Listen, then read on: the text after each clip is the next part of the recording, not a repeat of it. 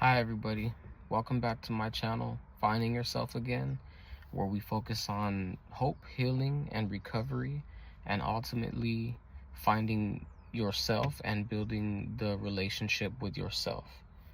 Um, I've been noticing that I've been having a lot of content ideas regarding narcissists and abuse and what to look out for and stuff like that.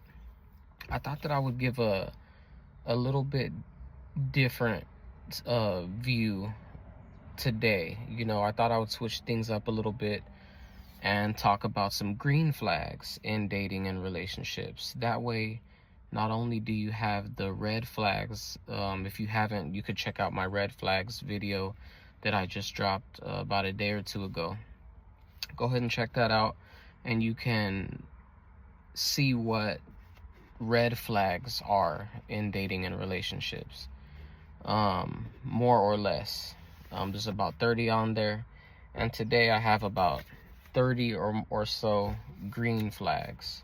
So these are going to be things that, when your partner or family member or whoever you're in a relationship with displays these flags, these are signs of a healthy relationship, one that you don't really have to watch out for. Okay, so I'm just going to jump right into it. The first one is going to be empathy. Empathy is the biggest one for me, one of the biggest ones on the list for me, which is the ability to understand and share other person's feelings or imagine themselves in your place or seeing things from your perspective. I noticed that a lot of times when we talk and deal with toxic people, they don't see things from our perspective, they don't care, they don't want to, and a lot of times they lack empathy, right? Like they don't have the ability to, either they don't have it intentionally or unintentionally or whatever is going on, but it's still harmful.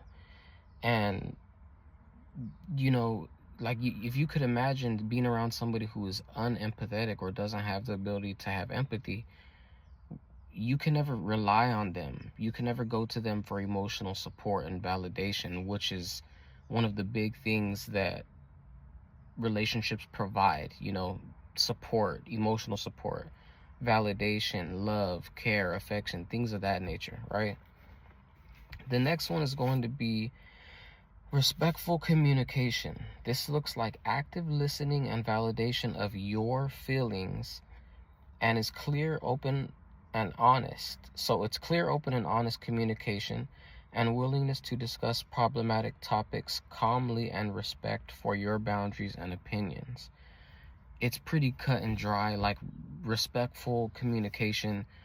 A lot of times with toxic people, their communication is not direct. They expect you to mind read. They're mad at you out of nowhere. You don't even know what's going on. You're kind of blindsided, things of that nature. Those are toxic signs. So anybody that can have active listening skills, which is another big one, and can validate your feelings, meaning they understand things from your perspective, so that what that kind of looks like. Like, I understand where they'll say things like, I understand where you're coming from, or I can see what you mean by this, that, and the third. Those are healthy green flags. All right. So the next one is going to be honesty. The ability to be trusted is mandatory for a healthy relationship. No trust equals no love, which equals bad relationship. Someone you can trust supports a healthy environment and a healthy relationship. Honestly, it's another one of those cut and dry things. You don't really want to be dealing with somebody who's lying, who's a liar, manipulative, deceptive. Those are all harmful things that are going to harm you or anybody that they do those things to. So make sure that you're dealing with an honest person, and if you don't know if they're honest, check for like little lies. Even if they're just subtle lies, when you meet somebody, they may start off as small, and 9 times out of 10, if they're lying about little things, they're also lying about bigger things, the problematic things, right? So honesty is a big one. The next one is emotional maturity. The ability to regulate their own emotions so they don't need you or anyone else. You can assist them. Obviously, that's what if you're in a romantic relationship or a family member, or a friend, whatever relationship you have, of course you can assist them and be there for them, but you are not their sole regulator. They know how to, they have the tools and use the tools that they have to cope and to regulate their own emotions. You know what I mean? Someone who has responsibility for their actions has healthy coping mechanisms for stress and can have healthy disagreements. So even if they don't agree with you, right, they're still healthy with disagreeing with you. You know what I'm saying? All right. So the next one is going to be mutual respect and support. So this is valuing your individuality and independence and encouraging your goals and aspirations. These people celebrate your successes and also offer support in hard times. So mutual respect, it's kind of like the respectful communication. It goes both ways. And the big thing right here, the big one with this, is that they value your individuality and independence. So that basically means that they let you be you without intervening or interrupting or giving, they could give their healthy thoughts or healthy criticisms, but they let you be you. It's not a problem, if you need to, and even if they're not directly involved with what you do, they're still fine letting you do you, whatever it is that you do, for that's hobbies, career, they're not in the way of that type of stuff. All right, guys, so the next one is going to be healthy boundaries. They respect your personal space, time, and understanding and honoring your limits, also communicating their own boundaries clearly. That's a big one. Healthy boundaries, they don't intrude on your personal space and time. If you need time to work on something, or maybe you're fucking building Legos for all I care, and if this is a passion to you, they're not intervening with that. They're allowing you to do your hobbies, have your interests, visit family, be around family. They're not isolating you, which if you watch the red flags video, that's a red flag, isolating behavior. So they exhibit healthy boundaries and they communicate their own boundaries clearly.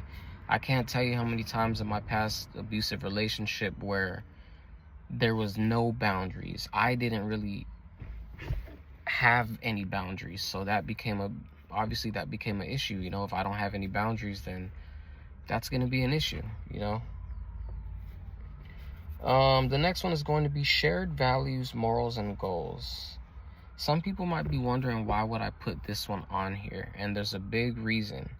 Because it's important to align on important life values and principles, such as all the ones I've been mentioning, like empathy, respect, honesty, loyalty. If you have those values and morals, and then you get with somebody who doesn't necessarily care that much for the way that you do, or at least a reasonable amount, then you're going to be let down, you're going to be hurt, you're going to be traumatized. Just point blank, period. You're going to be traumatized in that type of scenario. So it's very important to get with somebody who aligns with your same shared values, morals, and goals. It might be one of your goals to have 2 kids. Maybe they want 5. You don't want 5. Maybe you don't want no kids. So find somebody that is on the same level with you, as far as what do they want out of certain things in life. Obviously, not everything's going to match up perfectly, right? This is life, right? But the important things to you and to your partner. The next one is going to be independence and individuality. Maintaining their own interests, friendships, and respecting your need for independence. If you notice, like the last 3 or 4 have almost all had something to do with like respecting your individuality. Because in these toxic relationships, these people don't respect your time, they don't respect your space. They're always all around you, isolating you, becoming your only source of emotional support and affection and love, and your source for everything, like your drug basically, which is what they want in the end, because that is how they're able to exert the most power and control over you. At the end of the day, these people are like control freaks. They really want power and control over you, I don't know why. Maybe they feel powerless in their own lives, but for whatever reason, they want the power and control over you. So just keep that in mind. So if they're not respecting your independence and individuality, you might want to cut them loose. The next one is going to be, let's see, healthy conflict resolution. This is willingness to compromise and find solutions, avoiding personal attacks or blame during disagreements, focusing on resolving the issue, not winning the argument. I couldn't have said it much better than how I wrote it right here. If you're dealing with somebody who's unwilling to compromise, they're trying to give you the silent treatment for days on end, extended period of time.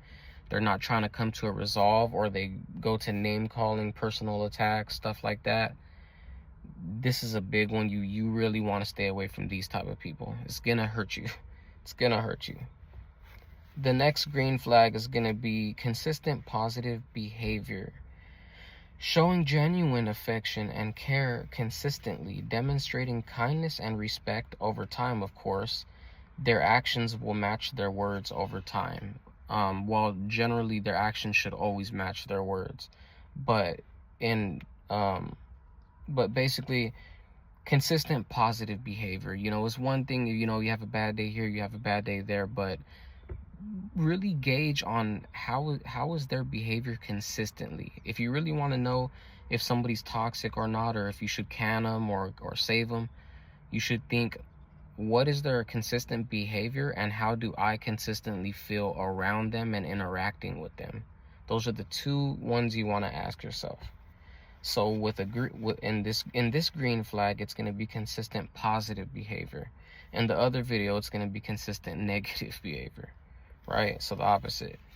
The next green flag is going to be self-awareness. This is very big. Narcissists and toxic people don't have the ability to really self-analyze, especially when they're in the wrong.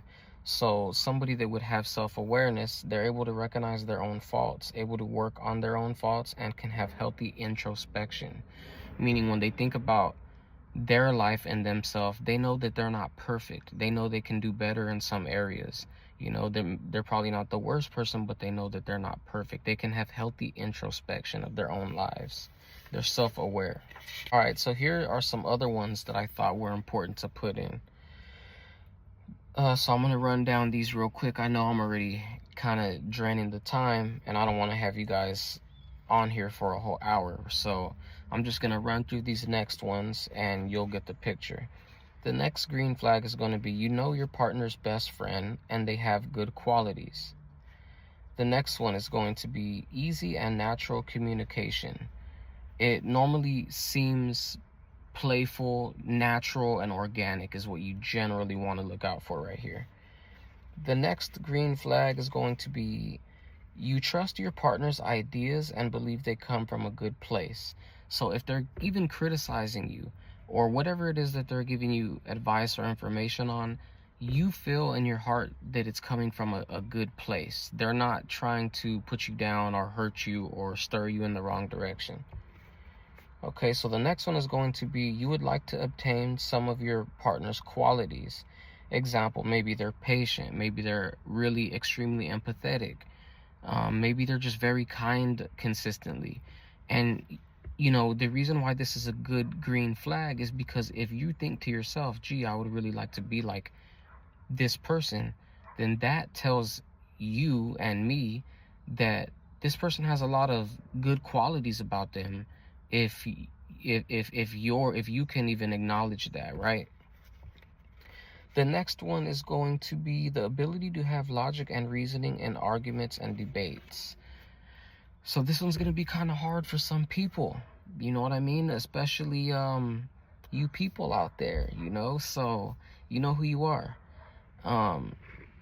But when you're dealing with somebody in a relationship, you generally want somebody who can have a good amount of reasonableness and understanding and really logic, because at the end of the day, we life is about logic, so if your partner is exhibiting signs of reasonableness and logic when they're talking to you, especially in disagreements, that's a really good sign. That's a really good green flag.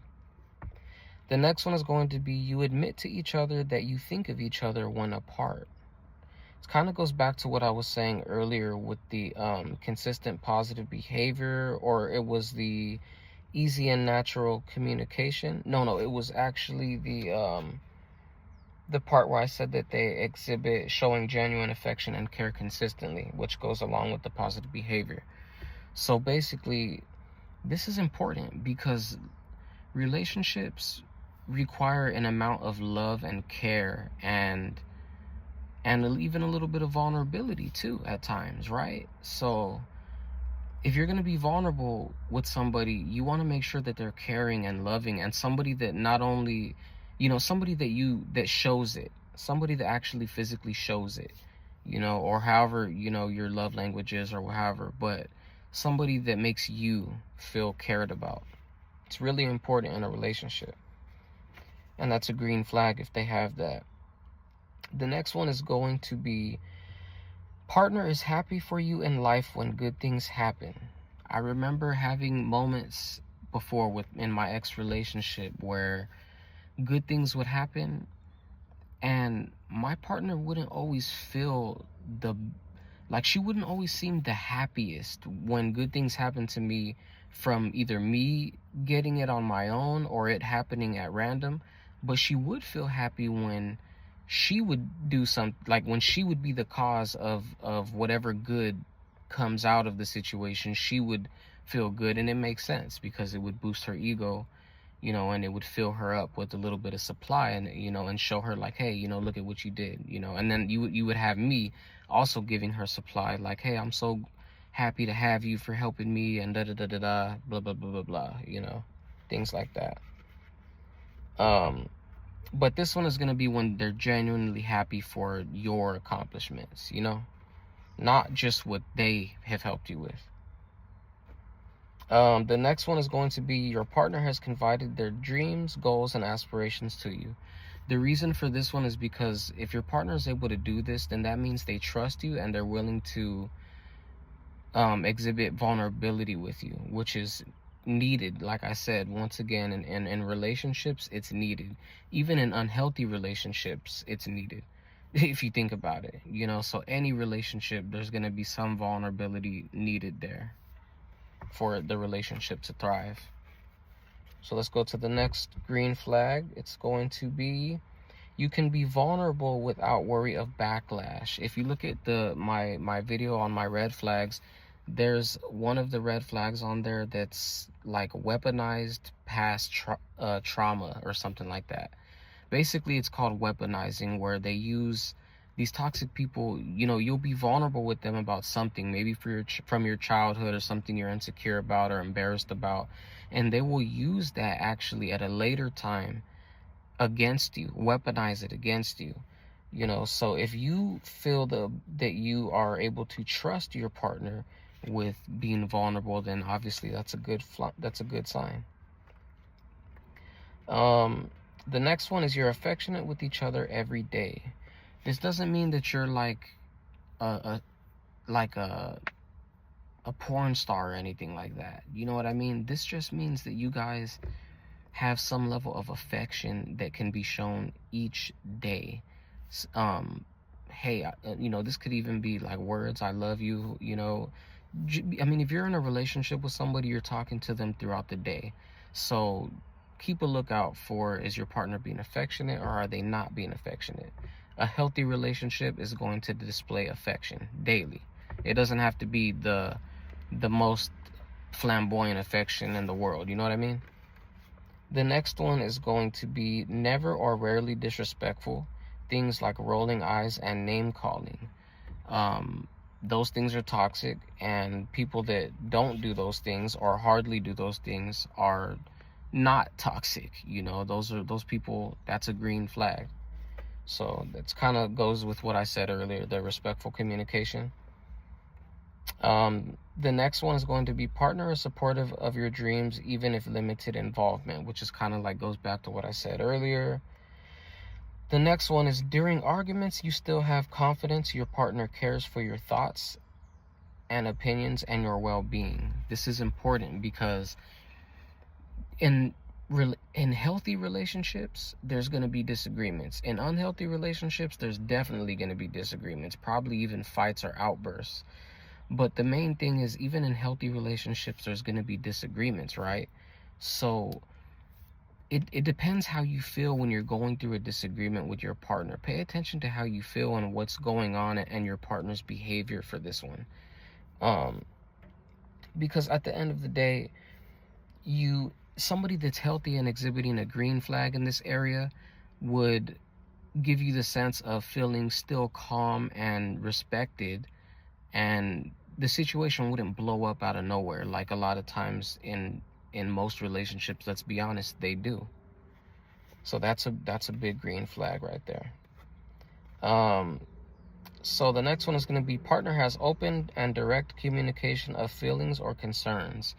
They're not like my toxic ex who just wouldn't tell me how they feel or what's going on, and instead decide to go and talk to an incarcerated person or a random other person from social media. You know, you don't, that's toxic on so many levels, and it's harmful to relationships on so many levels, and hurtful to the other person you're doing it to, because it makes you feel less than. It makes you feel, like my partner didn't even trust me or care enough about me or have enough respect for me to even just address this with me. You know what I mean? And it's not a good thing. If your partner it can't be direct with you, it's definitely not a good thing. It's definitely a toxic sign. I personally would not be in a relationship with somebody who doesn't have direct communication. It's very big.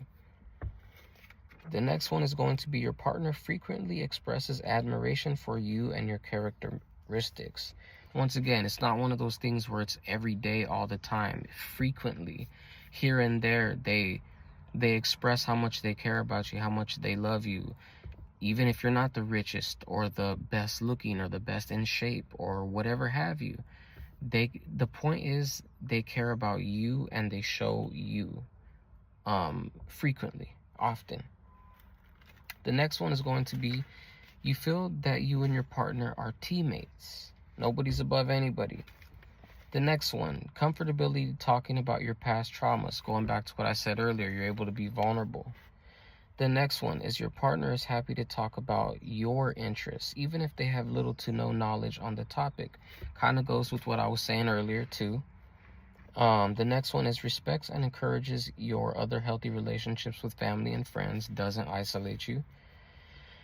The next one, almost done right here. You and your partner have fun. It's easy, natural, and organic.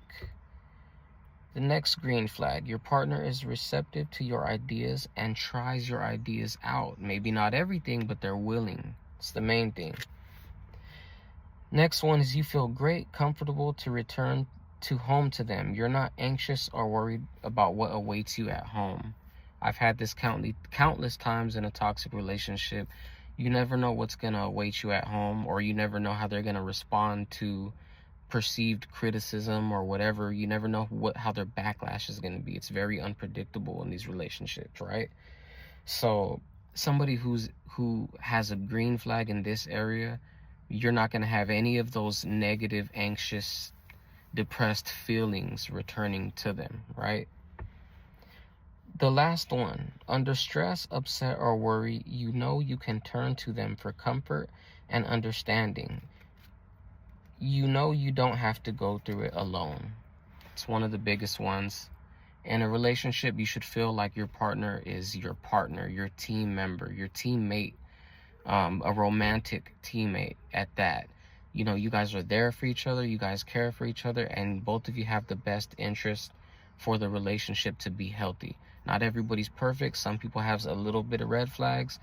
Some people have a lot of red flags. Some people have green flags, and vice versa. But at the end of the day, it's about you being healthy and you caring about yourself and taking care of yourself and making sure that none of these toxic people are engaging with you in your life on a significant level that can be harmful to you.